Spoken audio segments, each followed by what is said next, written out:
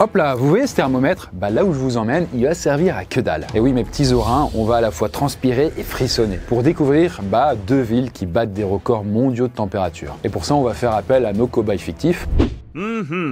Parce que d'un côté, on va aller à Kuwait City, la capitale donc du Koweït, considérée comme la ville la plus chaude au monde. Et de l'autre, on va aller à Yakoutsk, en Russie, qui est la ville la plus froide au monde. Et dans laquelle de ces deux villes, la vie quotidienne est la plus difficile. Est-ce que les conditions de vie sont si extrêmes que ça d'ailleurs? Jusqu'à peut-être mourir de chaud ou de froid, littéralement parlant. Eh bien d'après vous, il semblerait que c'est à cause de la chaleur qu'on pourrait morfler le plus. Eh bien c'est ce qu'on va voir, vivre dans la ville la plus chaude, vs la plus froide au monde, c'est quoi le pire?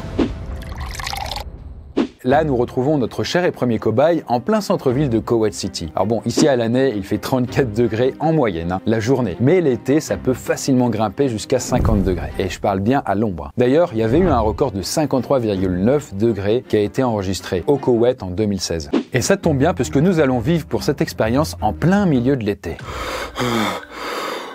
Là, vous voyez, en même temps, notre cobaye, c'est un peu le seul à traîner dehors sous cette chaleur. Parce qu'en plein milieu de la journée, à 50 degrés, la plupart des Koweïtiens, ils ne sortent jamais, quoi. Et donc, ils préfèrent rester à l'intérieur, avec la clim à fond. Que ce soit chez eux, dans les bureaux, ou même dans les centres commerciaux. C'est un petit classique, quoi. Mais là, vous voyez, notre cobaye, Gustave, faut vraiment qu'il trouve de quoi se rafraîchir. Car sinon, il va rentrer en hyperthermie très très vite. Donc là, en gros, c'est quand notre corps, il est exposé à une trop forte chaleur que, voilà, on surchauffe, quoi. Avec le risque d'avoir une insolation. De devenir tout rouge, avoir super mal à la tête, avoir des vertiges, des crampes musculaires.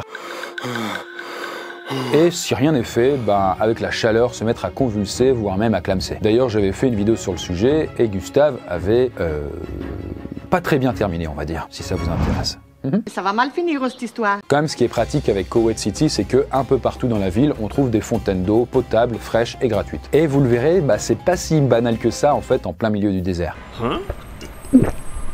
Voilà, c'est bon, il a un peu picolé, enfin il a bu. Et donc direction son nouvel appart pour avoir un petit peu d'air frais. Et vous voyez, en fait, les bâtiments sont conçus pour se protéger de la chaleur grâce à des systèmes d'isolation. Mais malgré tout, ça suffit pas durant les pics de chaleur. Et donc, la clim, elle tourne en permanence. Ah waouh, j'ose même pas imaginer la facture d'électricité et encore moins l'impact sur l'environnement. On en reparlera après. Mais bon, à part ça, en fait, le Koweït, c'est un pays moderne et les expatriés occidentaux comme Gustave sont quand même bien logés. Ils viennent, ils ont des hautes compétences, des architectes, des ingénieurs et compagnie. Et donc là, notre cobaye fait partie des privilégiés qui a les moyens de se loger correctement. Mais ça ne représente que 3% de la population du Koweït. Ouais, parce qu'en vrai, à Kuwait City, il n'y a que 30% de Koweïtiens d'origine et 70% d'immigrés, venus d'autres pays arabes, d'Inde, du Pakistan ou même d'Europe là. D'ailleurs, les Koweïtiens d'origine, ils appartiennent parfois à des familles riches. Mais les étrangers venus de pays pauvres sont souvent des ouvriers ou des travailleurs précaires qui vont habiter dans des logements pas du tout isolés. Et pour eux, la clim, c'est parfois du luxe. Et là, alors, la seule chose qui les empêche de mourir de chaud, c'est l'interdiction, accrochez-vous, de travailler de 11h à 17h lors des pics de chaleur. Donc, soit ils travaillent le matin, soit le soir, tant que le soleil n'est pas là, quoi. Je suis venu d'Inde pour travailler à Kuwait City. Ça fait 6 ans que je travaille dans la construction d'immeubles. Je fais ce job pour épargner de l'argent et l'envoyer à ma famille. Le matin, je commence à travailler à 6h jusqu'à la pause obligatoire. Le soir, je travaille encore 2 heures. Lors des pics de chaleur, c'est très dur de travailler. Même dès le matin. On a beau se mettre à l'ombre, il fait toujours chaud. À part son petit coup de chaleur de l'arrivée, Gustave s'en sort plutôt bien pour la première journée, on dirait. C'est vrai, un petit peu, mais partons du côté de notre autre cobaye pour voir un décor radicalement différent. Là, on retrouve notre cobaye professeur dans une rue de Yakoutsk, en Russie. Température extérieure, -50. Est-ce que c'est bon pour vous? Littéralement parlant, il y a 100 degrés qui les séparent l'un de l'autre.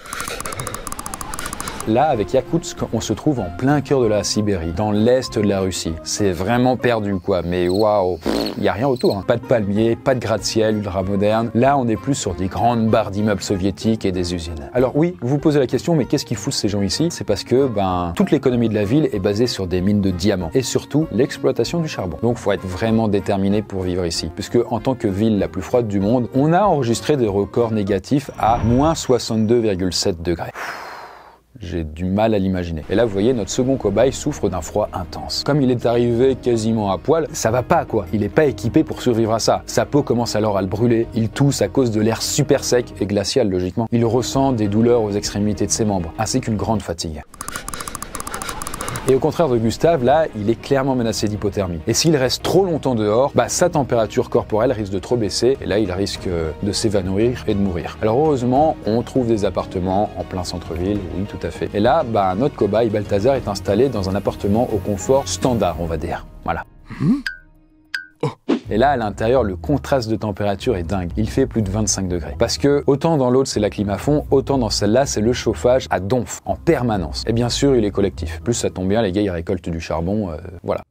D'ailleurs, dans les anciens immeubles, il est parfois impossible de contrôler le niveau de chauffage. Dehors, vous grelottez, à l'intérieur, vous transpirez, quoi. Ah, c'est ouf, mais il y a certains habitants qui n'hésitent pas à ouvrir les fenêtres de temps en temps pour faire diminuer la température. Il fait trop chaud. Ok, il fait super froid, mais pourquoi mettre le chauffage au max tout le temps? Alors, deux explications. La ville produit du charbon, donc c'est pas cher de chauffer les logements. Et puis, comme la plupart des chauffages collectifs sont assez vieux, les autorités les mettent vraiment à fond pour qu'ils soient efficaces. Et vous voyez, comme les habitants, ils doivent bien boire de l'eau, se servir des toilettes, robinets, etc.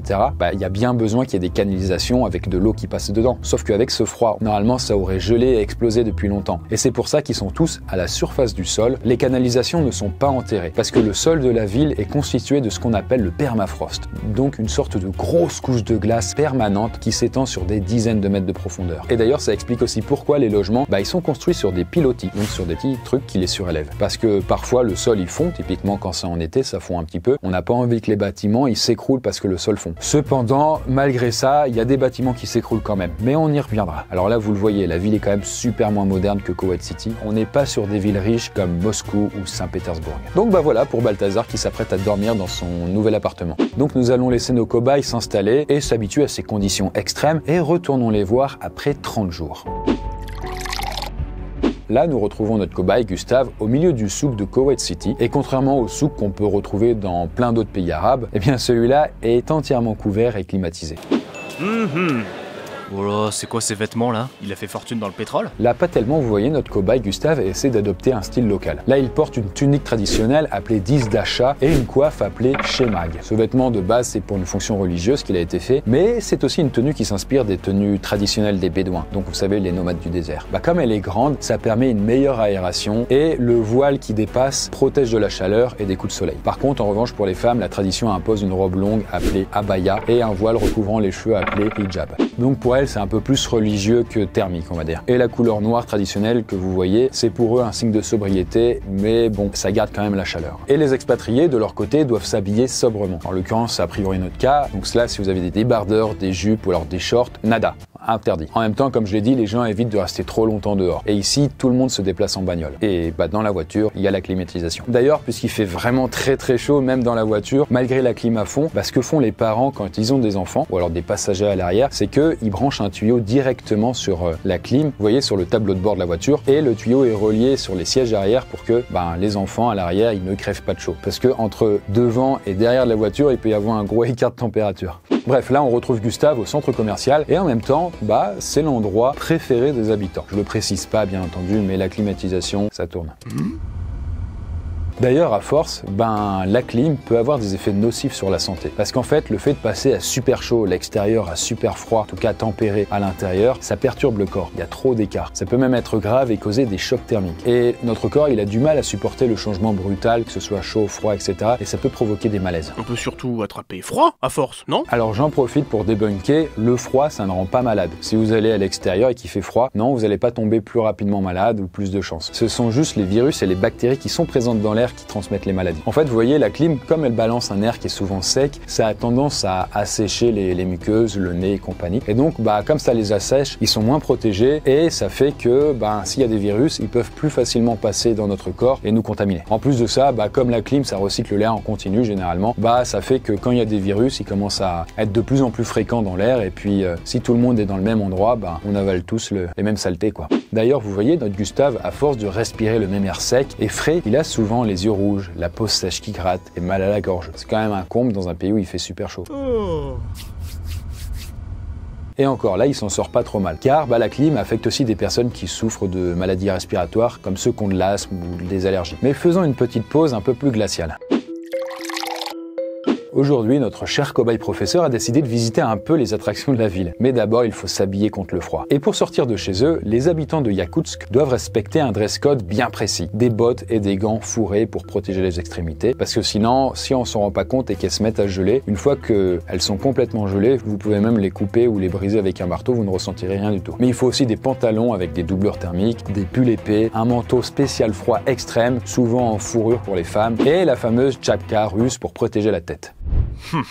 Et là, Balthazar se rend à l'une des attractions les plus populaires de la ville, le marché en plein air. Et inutile de dire qu'il n'y a pas besoin de frigo, tout est congelé et on trouve un peu de tout. Des poissons de toutes les tailles, du caviar, des baies, des morceaux de bœuf, de cheval, de porc ou même de cerf. Et même aussi du foie de poulain, qui a un plat qui est très apprécié dans le coin. Ah, ça doit être tellement galère de tout le temps devoir décongeler ta bouffe pour la manger. Eh bien, figure-toi que des fois, ils se font même pas chier à la décongeler ou même à la cuire. En fait, c'est pas si rare que ça que les gens mangent des lamelles de poisson ou de viande crue comme ça, ou même parfois de cheval congelé. Elle est juste à leur tremper dans du sel et du poivre. Et en vrai, le régime sibérien, il est très fort en protéines. Ils bouffent beaucoup de viande. Et tout ça pour résister mieux au froid. Parce que, pour nos amis végétariens, en vrai, c'est quand même très compliqué de tenir ce régime dans ces conditions. Alors déjà parce que c'est compliqué de faire pousser des choses ici, vous imaginez bien. Mais aussi, les habitants de cette ville et de cette région sont persuadés de l'existence de ce qu'ils appellent la santé sibérienne. En gros, ils pensent que leur métabolisme aurait fini par s'adapter à ce froid extrême et serait devenu plus résistant. Et ce, notamment grâce à leur régime alimentaire. Mais pas que, ils croient aux vertus de la neige. Par exemple, dans les villages environnants, on trouve notamment des banyas, donc c'est des sortes de saunas russes. Donc c'est pas rare qu'après une séance de sauna, c'est-à-dire donc dans un endroit très chaud, les mecs ou les meufs sortent et alors en maillot de bain, ils se mettent à se rouler dans la neige après s'être fouetté le corps avec des branches de bouleau.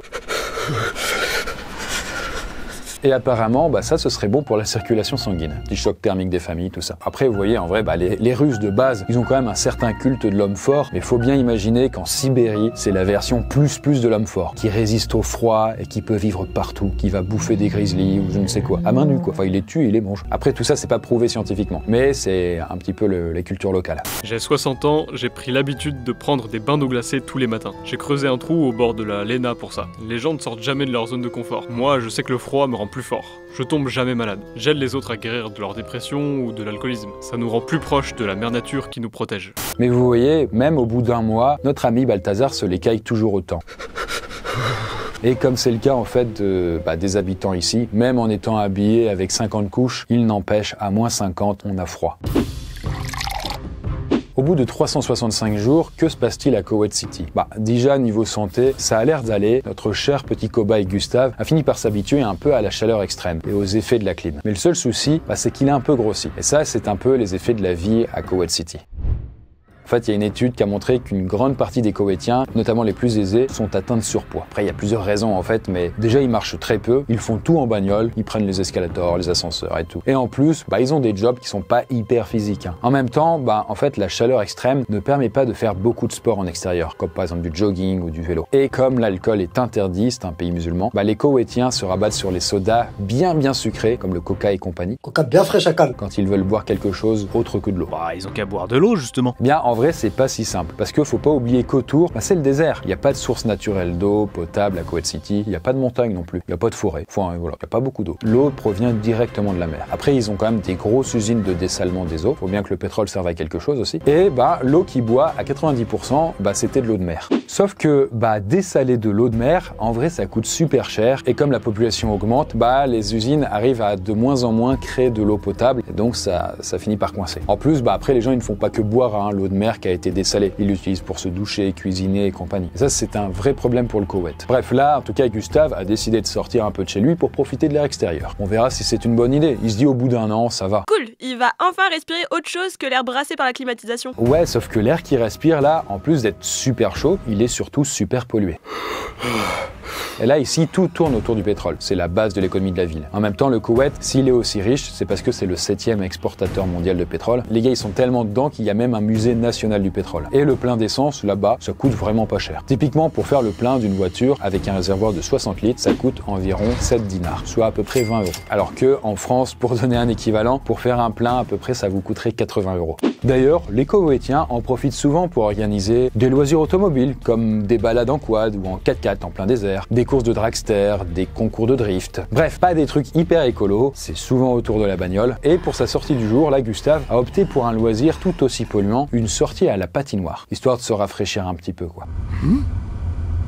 Alors je vous laisse imaginer l'énergie qui a été dépensée pour une patinoire en plein désert. En tout cas, bon, il y a grosse clim quoi. C'est un peu comme la piste de ski à Dubaï ou encore l'organisation pour les futurs Jeux Olympiques d'hiver qui auront lieu en Arabie Saoudite. Et là, on retrouve Balthazar dans un musée un peu original, c'est le musée du permafrost. Alors on retrouve des sculptures de glace multicolores, mais aussi, plus surprenant, des morceaux de mammouth ou même de rhinocéros laineux qui datent de l'âge de glace. Et ça, c'est ou très bon ou très mauvais. D'ailleurs, Yakoutsk possède l'une des plus grandes collections de squelettes de mammouth conservées au musée international du mammouth. Après, voilà, vous voyez, la ville possède quand même des restaurants, des centres commerciaux ou même des salles de concert, un peu comme partout ailleurs. En fait, en apparence, elle a tout d'une ville normale, même s'il fait plus de -50 en hiver. Mais les conditions de vie restent quand même très rudes. Certains travailleurs, notamment ceux qui sont les plus précaires, doivent rester toute la journée dans le froid. Typiquement, les vendeurs sur les marchés, en plein air. Et ils y restent de 10h à 19h tous les jours. Mais aussi les équipes d'ouvriers qui sont chargées de nettoyer la ville, de déneiger les trottoirs tous les jours. Et en vrai, ils ont tellement froid qu'ils sont obligés de prendre des pauses à l'intérieur toutes les heures, s'ils veulent ne pas s'évanouir à cause du froid. Mais le froid, c'est pas non plus le seul danger qui menace les habitants d'Yakoutsk. Parce que la plus grande menace, en vrai, c'est aussi la pollution. Comme je l'avais dit tout à l'heure, ici, le charbon, c'est clairement le roi, et la ville est constamment plongée dans un brouillard qui est fait de fumée des usines. Mais c'est aussi la fumée des pots d'échappement des voitures. En fait, il existe une habitude sibérienne vachement polluante et qui consiste à faire tourner les voitures dans le vide pour préserver les moteurs du gel. Et les personnes qui n'ont pas les moyens de se payer des garages couverts recouvrent leur voiture d'une sorte de bâche isolante. Assez fou, mais les bagnoles sont souvent équipées d'un système de démarrage automatique. Ce qui veut dire qu'en fait, quand la température chute trop, la voiture s'allume toute seule et le moteur se met à tourner à vide, ce qui produit de la chaleur. Et ça, il ne le fait pas pendant 5 minutes. Généralement, ça peut aller jusqu'à 1 heure, ce qui fait que plein de voitures s'allument tout le temps. Mais en plus de ça, la région où ils sont, donc la Sibérie, est vraiment parfois menacée d'asphyxie. Par exemple, en 2021, durant la période estivale, des feux de forêt se sont produits dans toute la région autour de Yakoutsk. En 2 mois, les incendies avaient ravagé 1,5 million d'hectares de forêt et rejeté une quantité faramineuse de dioxyde de carbone dans l'air, ce qui en avait fait l'un des records mondiaux. Mais si on en reste à notre ami Balthazar, là, au bout d'1 an, même dans son appartement, l'air n'est pas top à respirer. Parce que, tout comme Gustave avec la climatisation, à force d'être exposé au chauffage en permanence, il ressent les effets sur la santé. Sa peau et ses muqueuses s'assèchent, il a tendance à se déshydrater plus vite, il a des maux de tête. Après, les Russes, de manière générale, ont pris l'habitude de placer des humidificateurs d'air au niveau de leur table de nuit pour éviter justement ces petits soucis. Après, comme je vous l'avais dit, comme les chauffages de la ville sont super vétustes, c'est vraiment des trucs antiques, chaque année, il y a à peu près 700 incendies qui sont déclenchés à cause des chaudières qui explosent dans la ville. Décidément, même en dehors du froid, c'est pas super safe Yakoutsk. Mais bon, bref, découvrons ce que nous réserve la dernière partie. Là, si on retourne à Kuwait City, putain, dis donc, qu'est-ce qui se passe? Attends, ça y est, je le vois, Chris. Il est pris dans une tempête de sable. Alors ouais, en fait, les tempêtes de sable sont fréquentes dans le pays. Et le vent qui vient du nord transporte le sable du désert. Et quand ça souffle fort, ça crée ce genre de petite tempête, quoi. Et dans ce cas, l'air, en plus d'être très chaud et sec, devient irrespirable à cause du sable. À ce moment-là, autant vous le dire, mais personne ne sort. Les écoles sont fermées et on enregistre aussi pas mal d'hospitalisations chez les gens qui sont fragiles des bronches, notamment les asthmatiques. Sauf que ce genre de tempête, elles ont tendance à arriver en été à cause des changements climatiques et à arriver de plus en plus fréquemment. Mais d'ailleurs, au Koweït, on a vu l'apparition de précipitations assez bizarres ces dernières années. Par exemple, en 2022, durant l'hiver, il y avait eu une tempête de grêle qui avait touché Kuwait City. Et ça, c'était du jamais vu depuis 15 ans, à cause du réchauffement climatique qui avait bouleversé le climat. Et ça, c'est un truc qui est assez typique de cet endroit. Et d'ailleurs, niveau chaleur, ça va pas aller en s'arrangeant, puisque dans les décennies qui viennent, ils vont grimper encore de pratiquement 5 degrés. Mais on peut néanmoins faire des efforts pour contrer ça. Ça peut arriver que certaines associations aillent en plein désert pour planter des arbres. Là, comme c'est le cas avec Gustave. Bravo tonton, je suis fière de toi. Le vent qui vient d'Irak, au nord, amène non seulement du sable, mais de l'air chaud. On essaye de montrer qu'une ceinture verte pourrait permettre de freiner le vent. Ça passe par le fait de planter des espèces locales d'arbres, qui peuvent donc survivre dans le désert. L'idée, c'est que ces arbres permettraient de faire barrière aux tempêtes de sable, purifier l'air et faire descendre les températures. Mais le souci, c'est que ce genre de mesure reste vraiment très rare au Koweït. Parce que entre la clim à fond partout, les loisirs polluants, les voitures, les Koweïtiens ont le deuxième niveau le plus élevé au monde d'émissions de carbone, par personne. En plus, les gens utilisent rarement les bus et il n'existe toujours pas de métro, même s'il y avait un projet qui avait été tenté en 2012. Après, notre cobaye là, Gustave, en tant qu'expatrié, s'en sort plutôt bien, parce qu'il a les moyens de vivre une vie à peu près normale. Mais comme je le disais, le Koweït fait aussi beaucoup appel à des immigrés pauvres qui travaillent dans des usines ou même dans le bâtiment, dans le BTP pour construire les immeubles. Et là, leurs conditions de vie sont vraiment hardcore. Le fait de travailler en extérieur avec la chaleur, la pollution, ça rend le truc vraiment compliqué. Après, côté Yakoutsk, avec le réchauffement climatique, il y a aussi des effets désastreux. Typiquement, il y a quelques jours, un immeuble à côté de notre cobaye a dû être évacué parce qu'en effet, il avait menacé de s'effondrer à cause d'une grosse fissure qui était apparue au rez-de-chaussée. La raison est toute simple. En fait, comme les températures globales augmentent, le permafrost fond de plus en plus. Et comme il recouvre tout le sol, comme je vous ai dit, forcément, quand il fond, ça fragilise des immeubles qui sont pas très stables. Là, les pilotis sur lesquels ils sont ne suffisent plus et c'est la cata. Certains bâtiments, qui ne sont plus aux normes, ont dû être démolis. C'est devenu trop dangereux. D'autres sont pleins de crevasses et les habitants tentent de calfeutrer les ouvertures pour se protéger du froid. Tout Yakoutsk est en danger. Les propriétaires risquent de perdre leurs biens et personne n'est prêt à ça. Ces problèmes vont se multiplier à l'avenir. Nous devons commencer à nous en occuper aujourd'hui. Selon des estimations, la Russie se réchauffe environ 2,5 fois plus vite que le reste du monde. Histoire de pas trop déprimer, là notre ami Balthazar va rendre visite à son ami d'argent qui se trouve dans la ville. Sauf qu'en Russie, la tradition de l'apéro, comme en France, ça n'existe pas, on passe directement au repas. Et comme dans tout repas russe traditionnel, il n'y a pas d'eau à table, mais plutôt du vin, des spiritueux et surtout de la vodka. Alors je précise, ça peut aller chaud, mais c'est vraiment pas un cliché. Et le seul truc non alcoolisé qu'on a le droit de boire, c'est des jus de fruits ou du thé, à la fin du repas. Mais l'eau, c'est vraiment absent. Bref, les verres s'enchaînent, et ce qui devait arriver arriva. Voilà, Balthazar et d'argent sont complètement bourrés. Ils sont pas habitués. Et en vrai, vous vous dites, quand même, la tuile, ils sont bourrés. En vrai, c'est un classique. Ils sont souvent bourrés à la fin du repas. Ça paraît cliché, mais c'est pas le cas. Sauf que là, du coup, notre cher Balthazar fait une erreur très grave. Il décide de rentrer chez lui à pied. En fait, il ne le sait pas, mais c'est une cause assez fréquente d'accidents graves. En fait, pendant les vagues de froid, la radio locale diffuse des avis à la population. Les autorités locales demandent aux gens de rester chez eux. Et toute la nuit, la police fait des rondes dans la ville pour porter secours aux gens qui sont ivres dans les rues, qui sont paumés, qui commencent à gelé, quoi. En fait, là, le risque, c'est qu'ils se perdent dans le brouillard et ils peuvent se mettre alors à errer longtemps avec ces conditions extrêmes. En vrai, la plupart du temps, on arrive à les sauver à temps, mais parfois, il s'est passé trop de minutes ou d'heures et ils ont alors les pieds gelés. Pour éviter la gangrène, il faut les amputer. Tiens, ça me rappelle une vidéo, ça. En tout cas, là, notre cobaye Balthazar n'aura pas la chance d'être trouvé à temps et à force de tituber, il va finir par tomber sur le bas-côté de la route en direction de chez lui. Personne va passer par là et il finira par mourir gelé. À noter que l'espérance des hommes à Yakoutsk n'est que de 55 ans, soit quand même 20 ans de moins qu'en France. Et donc une fois n'est pas coutume, on va dire, Balthazar perd le match. Après, dans les deux cas, vous imaginez bien, les conditions de vie n'étaient pas terribles. Et en vrai, c'est pas tant le froid extrême que la chaleur extrême qui ont fait la différence, mais plutôt le niveau de modernité et de richesse des deux pays. Si Yakoutsk avait du pétrole, il est probable qu'on s'en sorte beaucoup mieux. Bref, une aventure qui s'achève pour nos deux cobayes. Bref, vous êtes trompé, vous pensiez que la chaleur extrême serait plus hardcore. Eh bien non, pas tant que ça. En tout cas pour ces deux villes-là. Bref, encore une aventure dans des milieux extrêmes qui s'achève pour nos deux cobayes. J'espère que la vidéo vous a plu. Regardez les autres qui sont sur le sujet, ça pourra vous intéresser aussi. On se retrouve nous dans la prochaine vidéo. Bye bye.